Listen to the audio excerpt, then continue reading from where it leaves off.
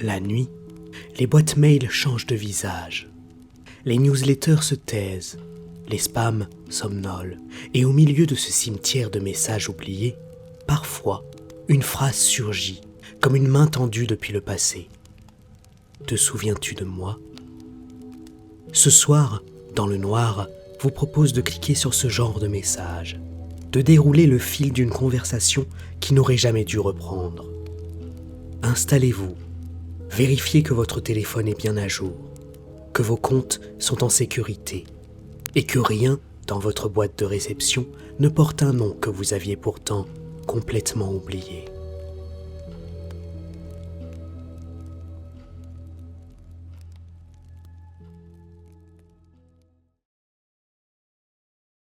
Camille effaçait un énième mail professionnel quand elle le vit.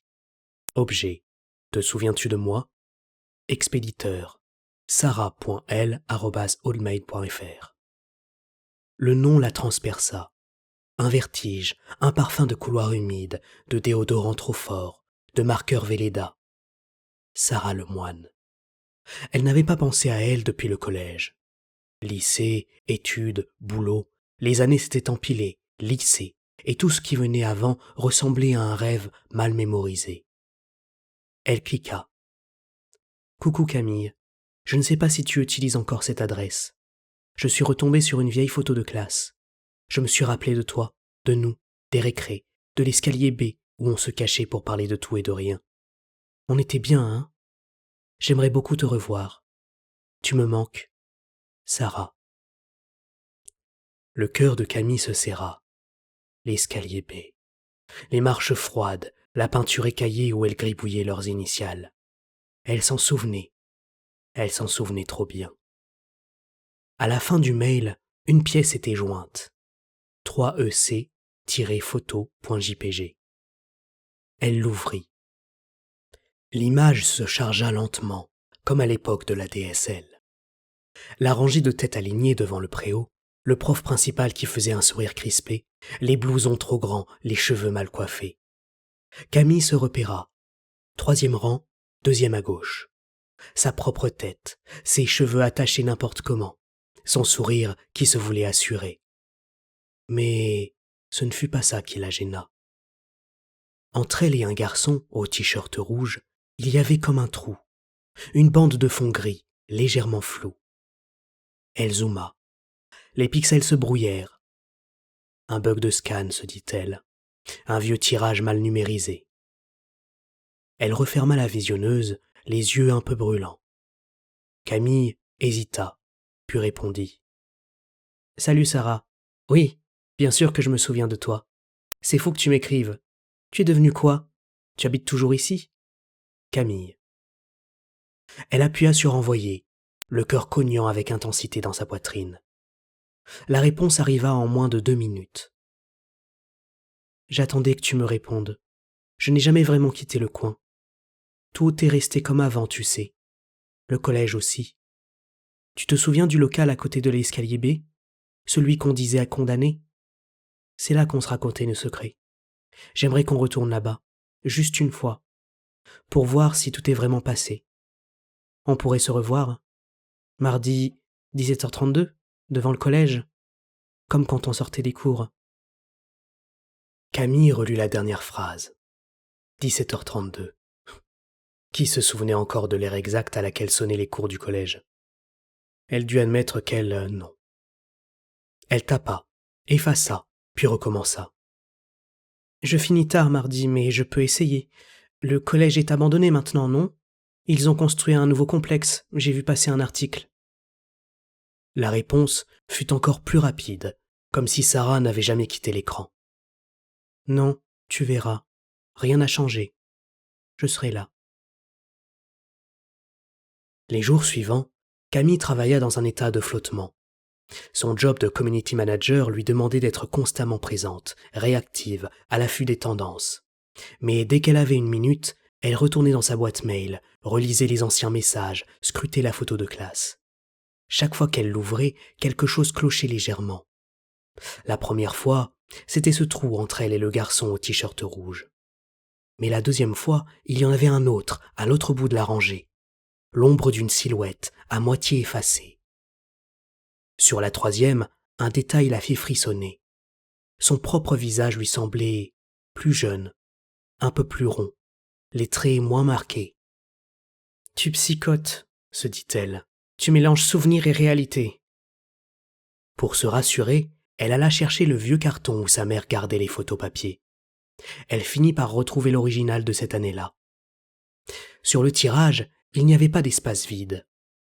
À la place, un garçon qu'elle ne reconnaissait pas vraiment, visage banal, sourire gêné. Et son propre visage à elle, strictement celui dont elle se souvenait. Les joues un peu creuses, l'acné, les mèches rebelles. Elle posa la photo papier à côté de la version numérique. Les deux clichés étaient presque identiques, si ce n'est les endroits exacts où l'image semblait ratée. Elle voulut prendre une photo avec son téléphone pour comparer plus tard, mais l'écran se figea le temps d'une seconde. Les deux images se superposèrent dans le reflet noir du verre, et elle eut l'impression fugace de voir son propre visage se dissoudre dans celui d'une Camille plus jeune, plus floue. Elle lâcha le téléphone.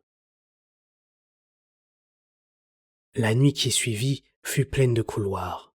Des couloirs de collège trop longs, où chaque casier portait un nom raturé.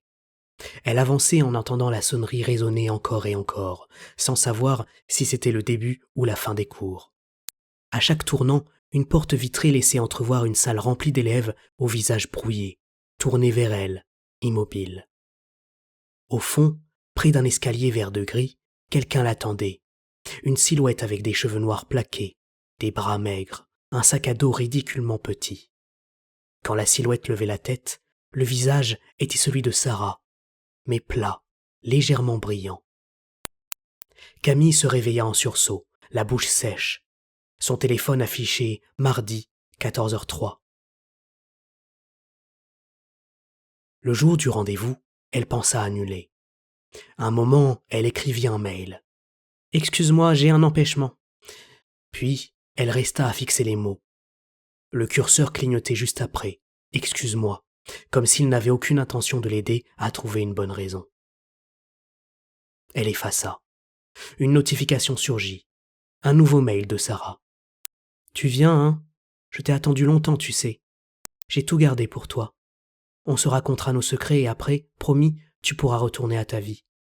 Juste un moment comme avant. » Camille sentit quelque chose se contracter en elle. Une partie raisonnable murmurait « C'est bizarre, c'est trop bizarre ». Une autre, plus profonde, plus lasse, soupirait « Et alors, tu n'as rien gardé de cette époque, tu as tout laissé derrière. Tu lui dois bien ça. » À 17h10, elle se retrouva dans le bus qui menait à l'ancien quartier. Les façades défilaient, plus vieilles qu'elle ne les avait laissées.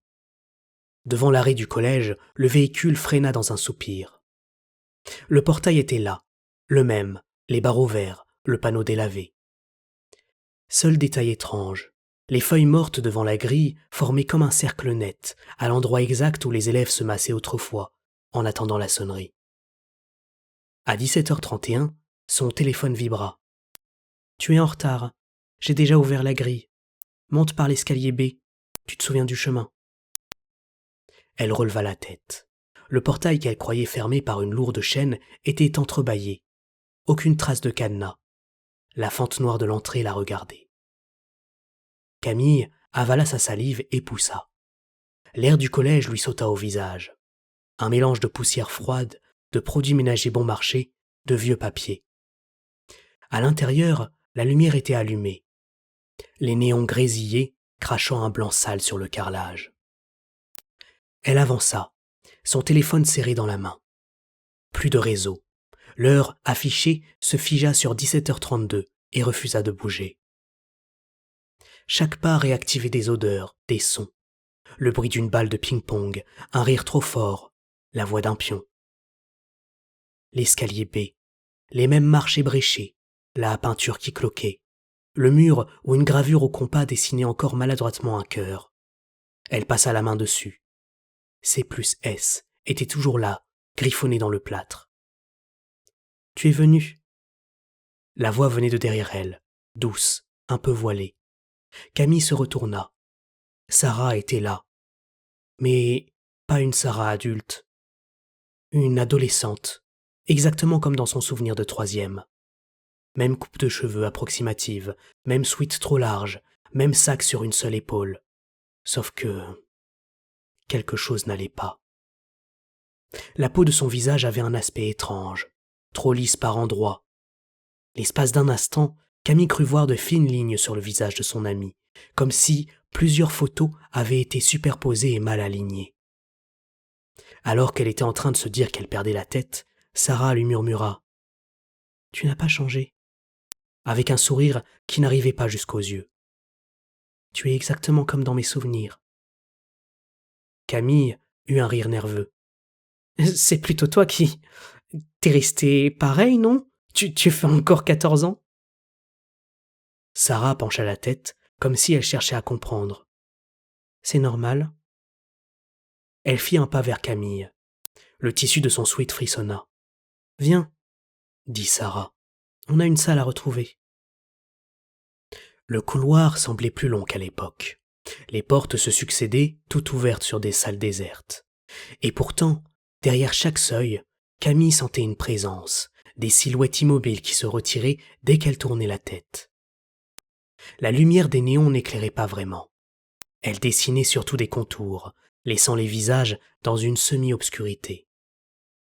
Ils arrivèrent devant une petite porte à côté de l'escalier, surmontée d'un panneau « Local technique, accès interdit ».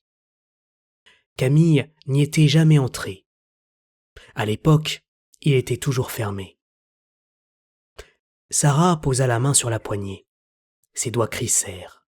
« Tu te souviens ?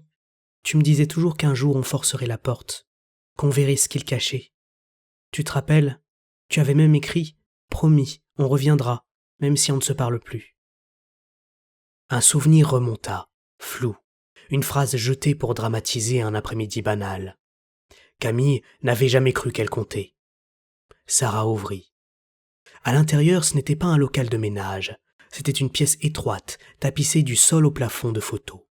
Des photos de classe, des portraits d'identité, des clichés de groupe, tous épinglés ou collés en couches successives, comme si le collège avait essayé de tapisser ses viscères avec des souvenirs.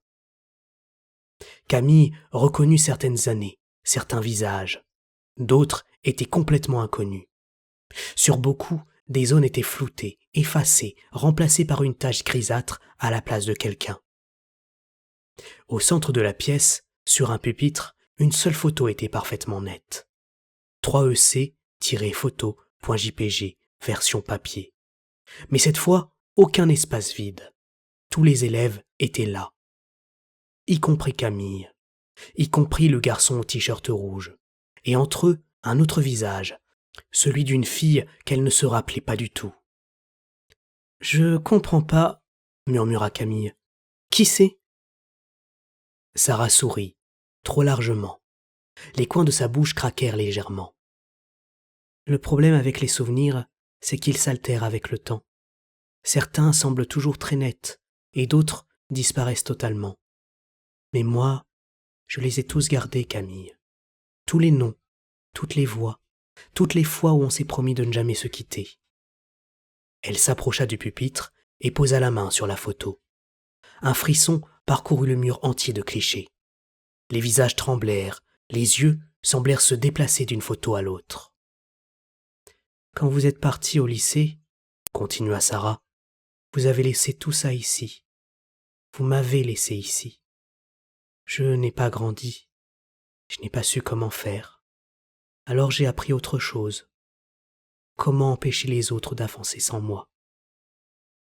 Elle leva les yeux vers Camille. Dans ses iris, des lignes de texte défilaient. Objet. Tu te souviens de moi? Objet. Re. Le mail, c'est pratique, tu sais. On peut tout y joindre. Des photos, des archives, un petit bout de temps. Elle tendit la main vers Camille. Maintenant, il est temps que tu me donnes tes années. Camille recula, le dos heurtant un mur couvert de photos. Sous sa peau, quelque chose se mit à tirer. Un engourdissement dans les joues, comme si quelqu'un traçait son contour au marqueur et préparait la découpe. Dans son crâne, des souvenirs se déplacèrent. Son premier job, son premier appartement, le jour où elle avait signé son CDI. Tout cela recula, comme un film qu'on rembobine. « Arrête !» balbutia-t-elle. « Ce n'est qu'un souvenir, on n'est plus au collège, tu n'es pas réel !» Sarah éclata d'un petit rire sec. « C'est ce que vous dites tous, mais vous revenez quand même. Un mail et vous êtes là. Vous revenez parce que l'adulte est fatigué, parce que la vie a mal tourné, parce que la nostalgie est plus facile que la réalité. » Elle posa enfin ses doigts sur la joue de Camille. La sensation fut glacée et rêche, comme si une feuille de papier photo humide se collait à sa peau. Camille sentit une image se détacher d'elle, tirer hors de son visage, glissant le long de ses nerfs. Elle vit, l'espace d'un instant, son reflet dans le pupitre. Elle avait 15 ans. Ses cheveux étaient redevenus comme avant, ses cernes avaient disparu, ses épaules s'affaissaient comme celles d'une ado recroquevillée. Derrière elle, une photo se décolla du mur dans un bruit mou. Elle tomba au sol, révélant en dessous une autre image. Une classe plus récente, des élèves vêtus comme aujourd'hui, sauf quelques silhouettes, floues. « Tu vois ?» chuchota Sarah. « Il reste de la place, pour toi et pour les autres. On peut tout recommencer. Tu n'as pas besoin de ton travail, ni de tes factures, ni de tes regrets. Reste ici, reste là où tu t'es arrêté. » La sonnerie du collège retentit soudain, brisant le silence. Mais ce n'était pas une sonnerie normale. C'était le son de milliers de notifications de mails qui explosent en même temps. Des dings, des poums, des vibrations compressées en un seul hurlement métallique qui fit trembler la pièce. Toutes les photos se mirent à vibrer. Sur certaines, des élèves se tournèrent lentement, leur visage sortant de leur pose figée pour regarder Camille. Elle hurla, pas seulement de peur, mais de panique pure. L'intuition que si elle restait une seconde de plus, elle oublierait son propre âge, son propre nom. Dans un mouvement de désespoir, elle arracha sa joue à la prise de Sarah. Un instant, elle sentit un vide brûlant sur le côté de son visage. Elle se jeta vers la porte. Le couloir derrière elle était plus long encore, plus étiré. Les néons clignotaient en un morse incompréhensible. Camille. La voix de Sarah se déforma, multipliée par l'écho. Chaque syllabe ricochait dans les casiers, se transformant en notification. Vous avez un nouveau message, nouveau message, nouveau message, nouveau message. Elle courut, l'escalier descendit sous ses pieds, le sol glissa. Elle se retrouva dehors, à genoux, sur le trottoir. Le portail était fermé, un cadenas rouillé pendait à la chaîne. Le collège derrière était noir, silencieux, abandonné depuis des années. Fenêtres cassées, tags, panneaux de danger. Son téléphone vibra dans sa main. L'écran affichait l'heure, 4h12 du matin. Elle avait perdu presque toute une nuit. Une seule notification. Expéditeur, Mailer Damon, objet, échec de livraison, adresse introuvable. Votre message n'a pas pu être délivré à l'adresse suivante, sarah.l@hotmail.fr. Cette adresse n'existe pas, ou n'existe plus. Sous ce mail dans la boîte d'envoi, sa dernière tentative de réponse à Sarah était toujours là, marquée brouillon. Elle ne se souvenait pas l'avoir écrite. « Je suis désolée, je n'aurais pas dû partir. On peut recommencer si tu veux. On peut revenir en arrière. » Camille sentit la nausée monter. Dans la galerie photo de son téléphone, une nouvelle image était apparue, sans qu'elle l'ait prise. Une photo de classe, 3 EC. Tous les élèves la regardaient, elle aussi. Son visage avait 15 ans, et à côté d'elle, où il y avait autrefois ce trou, une silhouette commençait lentement à se remplir. La silhouette n'avait pas encore de traits, juste un fond gris vibrant, comme un mail en train de se charger. En bas de la photo, une date. Année scolaire 2000. Les chiffres manquants clignotaient faiblement, comme une zone de texte à compléter. Camille verrouilla le téléphone avec un geste brusque, comme si elle venait de se brûler. Sur l'écran noir, juste au-dessus de l'heure, une phrase apparut, en transparence. Elle n'était pas censée être là. « Te souviens-tu de moi ?» On a tous, quelque part, un nom qui dort dans un vieux carnet d'adresses. Un camarade d'école dont on ne sait plus rien. Une promesse faite à la légère. Un « on se reverra » jeté entre deux cours, puis avalé par les années. Parfois, le passé se contente de rester à sa place. Parfois, il insiste. Un vieux message qui remonte, une photo qui se modifie sans qu'on sache pourquoi, une question qui revient, toujours la même. Te souviens-tu de moi ? Alors, si un jour, au milieu de vos factures, de vos spams et de vos notifications, vous voyez apparaître un mail d'une adresse que vous croyez impossible, si la pièce jointe semble déjà connaître votre visage, réfléchissez bien avant de cliquer. Les souvenirs ne demandent qu'une chose, qu'on y retourne. Et certains lieux, certaines années, n'acceptent pas qu'on les quitte une seconde fois. Vous étiez dans le noir. Merci d'avoir écouté.